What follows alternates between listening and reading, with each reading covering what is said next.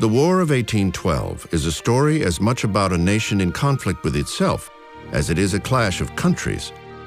Early 19th century America is a loose association of scattered states, bordered by a vast wilderness to the west and miles of ocean to its east. Isolated communities are surrounded by uncharted and hostile territory. Americans are intertwined by one thread: shipping.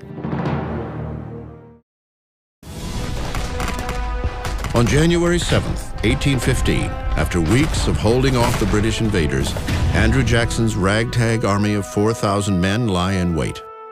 At any moment, the inevitable attack will begin.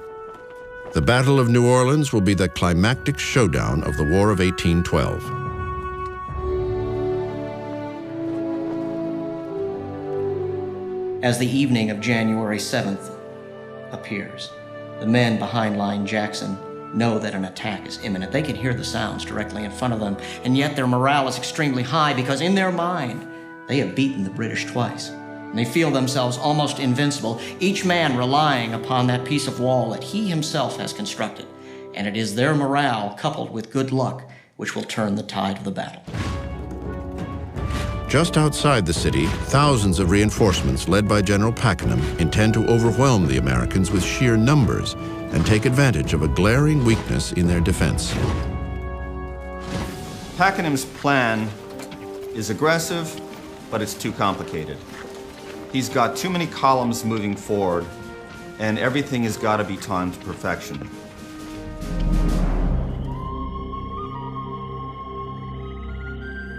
In the pre-dawn mist of January 8, 1815, the British begin their advance. From the start, problems plague Pakenham's troops. The muddy riverbanks slow the launching of the attack force. Once in the water, the swift current sends some boats too far downstream before they can reach the west bank. By the time they make it across the river, it will be too late to effect the battle.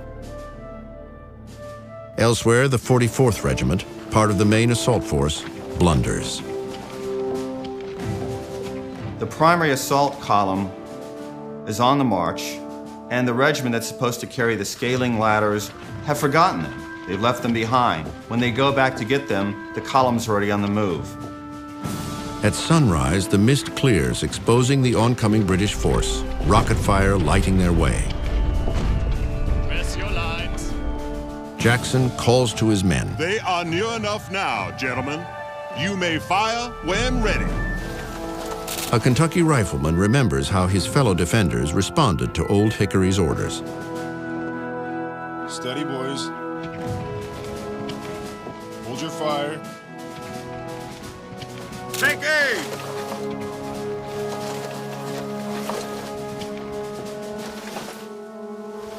Fire! Then the heavy iron cannon, and some thousands of small arms joined in and made the ground shake under our feet. As soon as the firing began, Captain Patterson came running along. He shouted, "Shoot low, boys! Shoot low! Rake 'em!" The British Army has lost its commander. In just 20 minutes, the British High Command has been obliterated.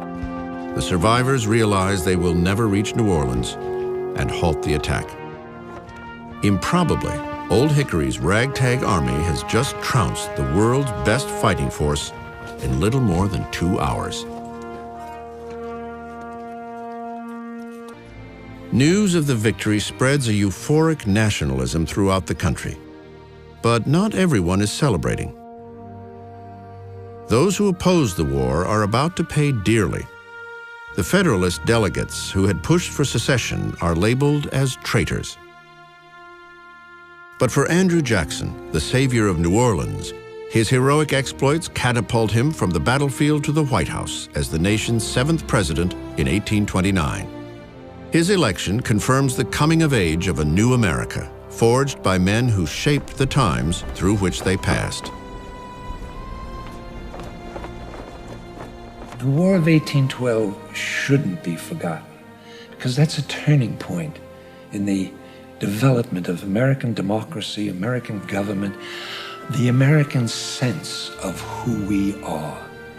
It was the one moment that we needed psychologically to prove that we had a right to exist as an independent and free nation.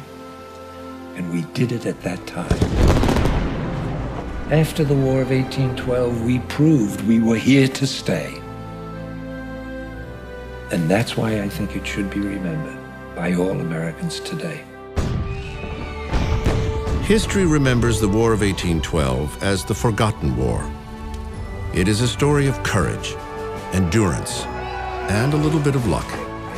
Forged by fire, united by will, a young nation defied the odds and won.